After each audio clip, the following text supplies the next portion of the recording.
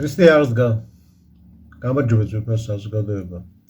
ჩვენს გადაცემებში ვცდილობთ ვისაუბროთ იდეოლოგიების გავლენებზე ეკლესიაში, მოდერნიზმზე, ლიბერალიზმზე, ჰუმანიზმზე, რა გავლენას ახდენენ ისინი ეს ადამიანები, რომლებიც შემოდიან ეკლესიაში, შემოაქვთ თავისებური სწავლებები და იმ ნიშან თვისებებზე, რომლითაც გამოირჩევა ესა თუ ის იდეოლოგია და ამას აქვს თავისი ნაყოფი.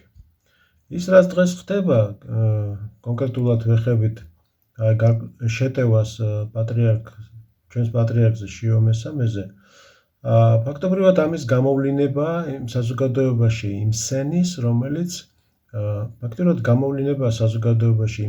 რომელიც შესახებაც დიდი ხანია ვსაუბრობდა და არც არის გასაკვირი არა მარტო ჩვენთვის, არამედ ყველა გამოცდილი მართლმადიდებელისთვის და მორწმუნე ადამიანისთვის. ჩვენ ხშირად ვსაუბრობთ, რომ მოდერნიზმი ცდილობს შერყვნას და შეცვალოს ტერმინოლოგიური აზრი, შეცვალოს ტერმინოლოგიური მნიშვნელობა ამა თუ იმ განსაზღვრების, თეზის, ცნების და შემოგთავაზოს ის თავისებურად, უფრო შერბილებულად, უფრო ჰუმანურად. ისინი ხომ ღმერთზე უფრო ჰუმანურები არიან, ხო? მათ არ უყვართ სიტყვა ცოდვა საერთოდ, მას არანაირ მნიშვნელობას არ ანიჭებენ, არ უყვართ სიტყვა სამსჯავრო, იმიტომ რომ თვლიან, რომ არაფერ შემთხვევაში არა ადამიანი ღირსი, რომ რაიმე სამსჯავროს განიცდიდეს ან რაიმე ცოდვის გამო ისჯებოდეს, მით უფრო მათ წარმოუდგენლად მიაჩნიათ მარადიული, სასჯელი, რაც არაერთგზის წერია წმინდა წერილში, მათ არ უყვართ სიტყვა ჯოჯოხეთი, რომელიც ასევე არაერთგზის და მრავალგზის წერია, რომ ცოდვის შედეგია სწორედ სიკვდილი, რომ ცოდვა დესტრუქციული ძალაა და ანადგურებს ადამიანს, რომ სავსეა წმინდათა ცხოვრება, პატერიკები იმ მონათხრობებით, რომ ცოდვა ზეგავლენას ახდენს ადამიანებს, არაერთი ადამიანი მათ შორის დიდი მოღვაწე, შეუცდენია, დაუღუპია და პრაქტიკულად მოხდარა და უამრავი წიგნები,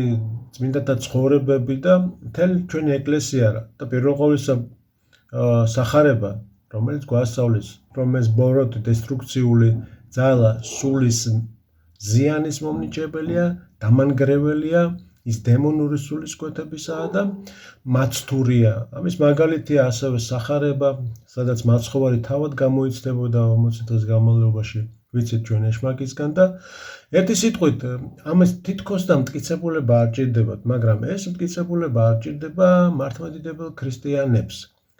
და რაც შეეხება ლიბერალებს და მოდერნისტებს, რომელსაც ჩვენ ურწმუნოებად განვიხილავთ, იმ კრიტერიუმიდან გამომდინარე, რომ ისინი არ აღიარებენ განცხადებულ ჭეშმარიტებას, ანუ იმ რწმენას, რომელიც არის სახარებისეული და რომელიც მაცხოვარმა ჩვენმა იესო ქრისტემ დაგვიტოვა როგორც სწავლება. ანუ იგივე სახარებისეული ბიბლიური სწავლება. მათ არ სწამთ ისე როგორც დაგვიტოვეს მოციქულებმა, მათ არ სწამთ ისე როგორც ეს გადმოგვცეს შემდეგ კრებების მეშვეობით და ასევე წმინდა მამების კრებსითი აზრის მეშვეობით. მთელს ეკლესიას როგორც მსულიერი მემკვიდრეობა, რომელიც არ უნდა იცვლებოდეს. ესე მათ არ სწამთ. ამიტომ ეს ტერმინოლოგიური ომი, ასე რომ ვთქვათ, არ ახალია ჩვენთვის. ისინი ამას დიდი ხანია ამბობენ, მაგრამ ჩვენ დღეს გვინდა ვისაუბროთ იმ მიზეზებზე, იმ ლოგიკურ განვითარებაზე, რატომ ხდება ეს. საიდან მოდის ახლა ზოგიერთი პოლიტიკოსის და სხვადასხვა აქტივისტის განცხადებები წავიკითხეთ, რომლებიც არასდროს არ გამოირჩეოდნენ რაღაც ეკლესიური საზრისით და ასე შემდეგ, მაგრამ მათ ხომ ეს ინფორმაცია საიდანღაც აქვთ, ხო? საიდან არის ეს ინფორმაცია? ბუნებრივია ისევე ეგრეთ წოდებული თეოლოგები, რომლებიც ასევე ეკლესიის მიღმა ტრიალებენ და თავის იდეებს ავრცელებენ ტელევიზიის მეშვეობით, მათ შორის პროპაგანდისტული სხვადასხვა საშუალებების, სოციალური ქსელების მეშვეობით. ჩვენ ხედავთ სასულიერო პირებს, რომლებიც ასევე ერეტიკული სულისკვეთების პირდაპირ ინფორმაციას ავრცელებენ. ჩვენ ხედავთ ორიგენულ სწავლების სულისკვეთებას, რომელიც დაგმობილია როგორც ორიგენი და ზოგადად ორიგენიზმი, და ბუნებრივია ამ ადამიანებმა შეითვისეს ამ ცრუ მასწავლებელთა ეს სწავლება და შემდეგ იყენებენ თავიანთ იარაღად და თავიანთ არსენალში. ხომ, ეს ერთი მიმართულებაა, რატო ვითარდებოდა ეს, იმიტომ რომ ამას აქვს საფუძველი, სხვა სიტყვებით რო ვთქვათ, იგივე ეკლესიაში არიან ადამიანები, რომელიც პირდაპირ მტრობენ ეკლესიას. ეს უნდა ვიცოდეთ და ეს უნდა იყოს მყარად გააზრებული. იმის მიუხედავად, თუ რამდენი ადამიანი თვლის, რომ რაღაც გაურკვეველი სახის გაბწყინება არის და საყოველთაო გაბწყინება, საყოველთაო ცხონება და ასე შემდეგ. არავითარ შემთხვევაში ესე არ არის.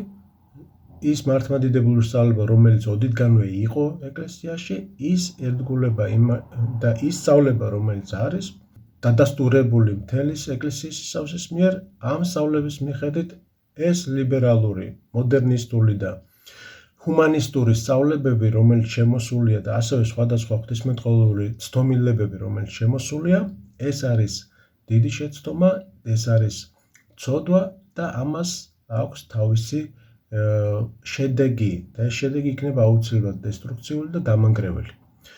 ახლა შემდეგი ლოგიკური განვითარება რო პოვოთ, რატომ ვრცელდება ახლა თითქოს და იმ მართლმადიდებლებში უკვე რომლებმაც ნათლად იციან რომ ახლა თქვათ აბორტი ცოდვაა, ბუნებრივია რომ ცოდვაა, მძიმე ცოდვაა და თუ არ შეინანა ადამიანმა ის რომ სასჯელს იმსახურებს, ეს თითქოს და ცხადი უნდა იყოს, თითქოს და აქ რაღაცა სპეციალური აღსარებლური რაღაც საგანი არ უნდა იყოს ეს ადამიანისთვის, მაგრამ ამის მიუხედავად ჩვენ რას ხედავთ დუმილს, ხედავთ ინდიფერენტიზმს და ესეც გარკვეულწილად მომდინარეობს ასევე ეკლესიაში არსებული პირებიდან, მათ შორის ზოგჯერ და ხშირად სასულიერო პირებისგან, საერო პირებისგან, იგივე თეოლოგებისგან, უკვე ინდიფერენტული სახის ლაითი მოდერნისტული მიმართულების ადამიანებისგან,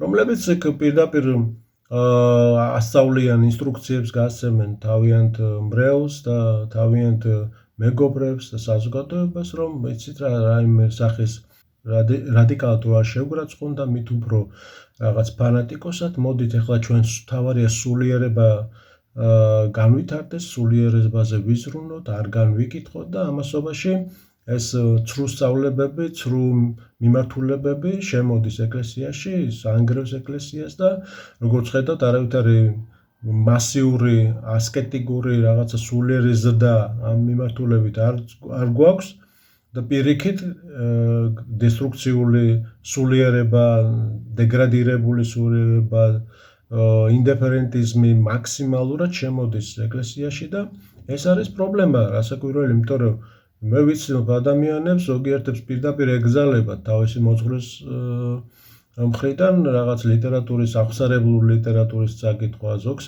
ეგზალებათ ამაში ჩარევა, ხმის ამოღება, იმიტომ რომ ეს მისი საქმე არ არის თითქოს, აი ნათლობის დროს არ მიგვიცია პირობა ან ჩვენ ან ნათლიებს რომ შეუდგებით ქრისტესა. ეს ერთგულება ეკლესიური სწავლების განიხილება რატომღაც მოძღვრის კურთხევის პრიორეგატივად რა, აი თითქოს ადამიანი ამბობს რომ აი მამაო მაკურთხებ უერთგულო ჩემს სარწმუნოებას, მაშინ როდესაც პირდაპირ ვალდებულება გაქვს იყო ერთგული, რადგანაც ფიცი გვაქვს ნათლობის დროს დადებული. ამრიგად ეს საკითხი ძალიან მნიშვნელოვანია. ეს ინდიფერენტიზმი არ იზრდება ეკლესიაში თავისთავად. ის არის შედეგი გარკვეული მოდერნისტული, ლიბერალისტური, მათ შორის ჰუმანისტური პროგრამების, იმ სულისკვეთების, რომელიც ვრცელდება, რომელთაც ცხოვრობს ის საერო სული, ამასოფლიური სული, რომელიც შემოდის ეკლესიაში და ეს იმკვიდრებს ჩვენთან. ეს არის მიზეზები და რა უნდა აკეთოს ადამიანი ყოველთვის ამას ვამბობთ, აი უიმე რა ხდება ასე შემდეგ. ახლა კიდევ ერთხელ ვამბობ, ჩვენ დროში ეს არ უნდა გვიკვირდეს, იმიტომ რომ ამის შესახებ რომ ეს დაცემა არსებობს, განდგომილება რო არის, ახლა ეს ვიცით ჩვენ უკვე წმინდა მამებისგან, ჩვენ ვიცით სახარებულისებური სწავლება, რომ არამცუ ძლიერდება, სუსტდება სარწმუნოება ადამიანებში, ესეც ვიცით, დეგრადირებს ზოგადად ადამიანი, ესეც ვიცით და ამიტომ პირველი რაც უნდა გაკეთდეს, რა უნდა ვაკეთოთ, სულ ეს კითხვები არა, სულ შედეგზეა ორიენტირებული ადამიანს. რა უნდა აკეთოს მორწმუნე ადამიანმა? ის რასაც აკეთებდა ის ყოველთვის მართლმადიდებელი ქრისტიანი ერთგულებდა თავის სარწმუნოებას. ის არაფერს არ ცვლიდა, აღიარებდა, ადასტურებდა ხმამაღლა, ვინც მე მაღიაროს, მაცხოვარი ამბობს ნებიანთა წინაშე მეც ვაღიარო ის. ეს ცნება თითქოს დავიწყებული, ეს არ არის აუცილებელი, იმიტომ რომ მამები ასწავლიან დღეს, რომ ის არ არის აუცილებელი. თითქოს ყველა ელოდება რაღაცა განსაკუთრებულ მოწამეობრივ სიტუაციას, როდესაც გამოირჩევიან ეს ადამიანები და დადებენ თავს სარწმუნოების. სინამდვილეში ეშმაკმა უკვე თავის მიზანს მიაღწია, იმიტომ რომ ამ ლიბერალურმა განწყობილებამ ის გამოიწვია, რომ ადამიანი მისი სინდისი და შერბილდა აღსარებლული კუთხით. მას აღარ აწუხებს ეს როგორც ცოდვა, დაცვა სარწმუნოებისა მას აღარ აწუხებს, ან თulis რომ მისი საქმე არ არის და ამაშიც კიდევ ერთხელ ვამბობ, არის მიზეზი იმისა, რომ არასწორად ასწავლეს ამ ადამიანებს, იმიტომ რომ სწორედ რომ მისი ვალდებულება, ისევე როგორც სხვა სათქმეებების, აქაც არ გამოგჩეს და ვიღაცამ არ თქვას, რომ ეს რადიკალები სულ რაღაცას საუბრობენ. არავითარ შემთხვევაში, ყველაფერს, რასაც ვაკეთებთ, ეს არის სიყვარულით გასაკეთებელი, მოთმინებით გასაკეთებელი, კურთხევით გასაკეთებელი ადამიანებთან თბილი ურთიერთობით, სწორი მხილების მიმართულებით. კი ბატონო, არავითარ შემთხვევაში არც ერთ ნაბიჯი არაქრისტიანული არ უნდა გაკეთდეს. ამაში ყველა ვთანხმდებით. უბრალოდ ეს მაინც არ სურს ადამიანებს. რაც არ უნდა, გულის ტკივილით ხო ლაპარაკობთ, ახლა რაც არ უნდა, არც ცინიზმი ამაში, არანაირი რაღაცა სურვილი, რომ ადამიანები ვიღაცა დაიღუპოს, ხო? ჩვენ ხო ყველას ცხონება გსურს სინამდვილეში რა, იმიტომ რომ სიკეთე ეს არის, რომ შენ უნდა გსურდეს ადამიანები ცხონდეს, ეს ბუნებრივია, ყველა ქრისტიანს. მეორე საკითხია, თვითონ სურს ადამიანს ცხონდეს და აკეთებს კი ამისთვის რამეს, ეს უკვე სხვა საკითხია, მაგრამ შენ ხო ეს დამოკიდებულება უნდა გქონდეს და ეს არის мотиваცია, რომელიც გაგვაჩნია ჩვენ. ამრიგად, ამას რომ დაუბრუნდეთ ჩვენ ძირითად თავარ თემას, ეს პროფანაცია ტერმინოლოგიური, რელიგიის ტერმინების, მათ შორის მთავარის ცოდვის, ეს იქნება გაგრძელებული, ეს ტენდენცია აუცილებლად გაგრძელდება, იმიტომ რომ სხვანაირად არ უსწავლიათ ამ ხალხს რელიგია, სხვანაირად არ უსწავლიათ არც მართლმადიდებლობა.